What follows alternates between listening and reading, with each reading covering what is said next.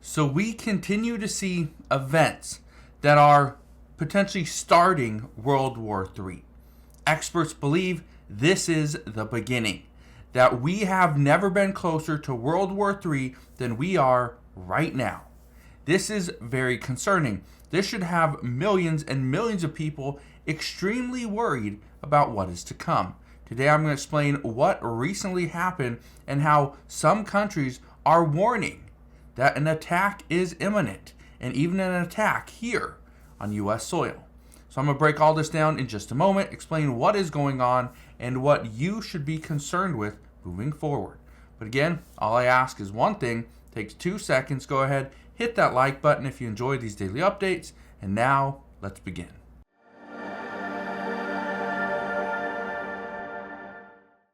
So first off, where do we go from here? Well, here's what has happened. We have issues regarding Russia and Ukraine, but now we have big issues regarding Iran and Israel and the United States. Just look at this. Iran warns of decisive response if Israel crosses red lines. It says Israel is expected to retaliate against Iran after the Islamic Republic's massive missile attack earlier this week. Now, you probably all know about this, but I will just go over it really quick. Earlier this week, Iran launched a barrage of missiles, about 180 plus missiles, ballistic missiles, into Israel. Now, we did see there was a loss of life. Some of them, or most of them, were shot down, using the Iron Dome and USS. I can't remember the ships, but 2 ships just out in the sea. Now, here's the big thing, though. The United States knew this was coming. Intel showed this was going to happen. About 30 to 45 minutes before this missile attack occurred, Intel came in that, yes, Iran was planning an attack and it was imminent. Well, what we know is that this is just the beginning. Iran was retaliating against Israel because of what they did, taking a Hezbollah leader, taking his life. So Iran retaliated. But here's the thing. These events continue to increase in size, right? The scale of it, the intensity of it. This is not a great place to be. Look at this. It says U.S. warships and aircraft strike over a dozen Houthi targets in Yemen.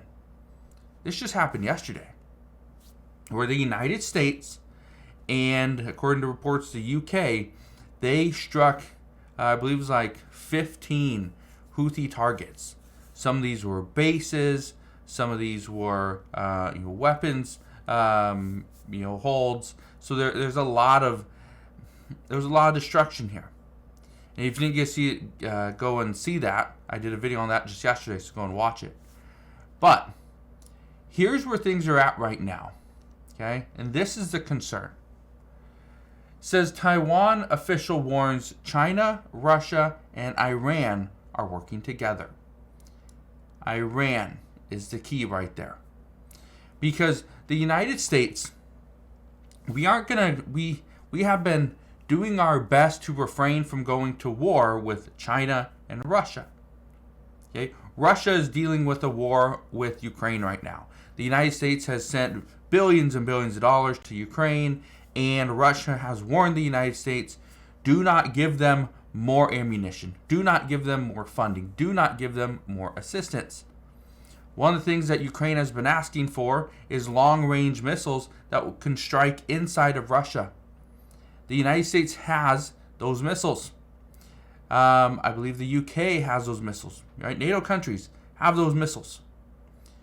But if we give those missiles to Ukraine, then that shows that the United States essentially attacked Russia. So the United States hasn't really done that. But Ukraine continues to ask. Well, here's the reason why it's such a big deal. We haven't done anything necessarily to Russia. As far as China, same thing. yeah, we continue to work with China, right? We have relations with China. But if, and this Taiwan official is warning that these three countries are working together, okay? These three countries right here are working together.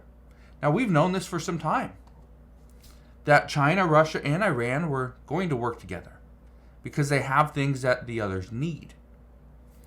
Now, the concern right now is those are, well, China and Russia, two big countries, right? Two big countries that we don't want to go to war with. The United States also doesn't want to go to war with Iran or really anybody right now. But one of the things we've heard from multiple experts is the United States, we will have a black swan event somewhere within 1 month of the election. The election is now 1 month away. Okay? So sometime between today, October 5th, and December 5th, there will be a black swan event. We'll see what it looks like. Now, somebody sent me this. They sent me this last night, and I want to go over this because they were asking if this is true. Okay? It says 6 ways Iran could strike the U.S. in the Mideast or here at home. It says Iran has been involved in terrorism for nearly 50 years and poses a serious threat to the U.S. Well, what are some of the ways? Well, let me read these to you. Okay? So the first one, ramping up nuclear enrichment.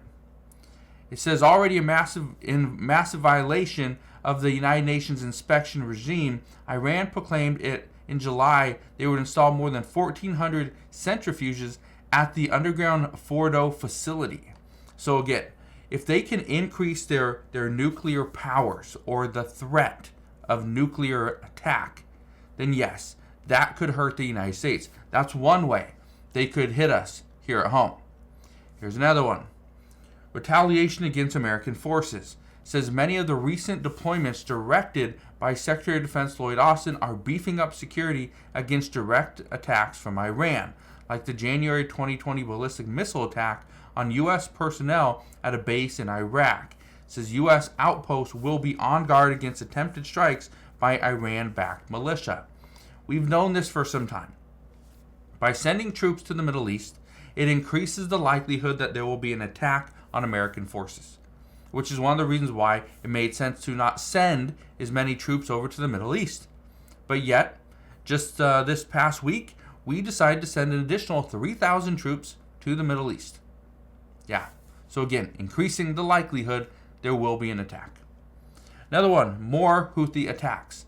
It says the Houthis, supplied by Iran, will continue to menace Red Sea shipping. Iran has also been working a deal for Russia to supply upgraded P-800 Onyx anti-ship missiles to the Houthis. One of the reasons why the United States is attacking these Houthi sites, the bases, the military, some of their weapons holds, because if we attack those sites, then they can't attack us. Simple. Here's another one. Another missile attack on Israel. Again, even though, and I've said this before, it says even though tactical failures on April 13th and October 1st, just a few days ago, more missile attacks from Iran remain a concern. And why are they a concern? Because, for one, Iran attacks Israel. Israel and the United States use our resources to shoot down those missiles. Eventually, there's going to be missiles that get through. That if you send enough missiles, 180 was not enough, according to just what we know now, that the Iron Dome and the U.S. were able to shoot these down. So 180 missiles weren't enough. They need to shoot more. Well, according to experts, that is exactly what they're looking for. They're trying to figure out what is the number. Okay, what is the number that the Iron Dome in the United States cannot actually contain? And then, chances are, they'll keep doing that. Because now they know how many missiles they need to get through. Again, that's the concern. Here's another one. It says Iran has long aspired to cyber attack the United States. Now, we've heard from the FBI director multiple times that they are extremely concerned that there's going to be a cyber attack against the U.S., whether it's to our airports and transportation, whether it's to our internet, whether it's to our water supply, right, our power source. It could be to hospitals and healthcare. It could be to police stations. It could be to just about anything. Banking, right, the financial institutions.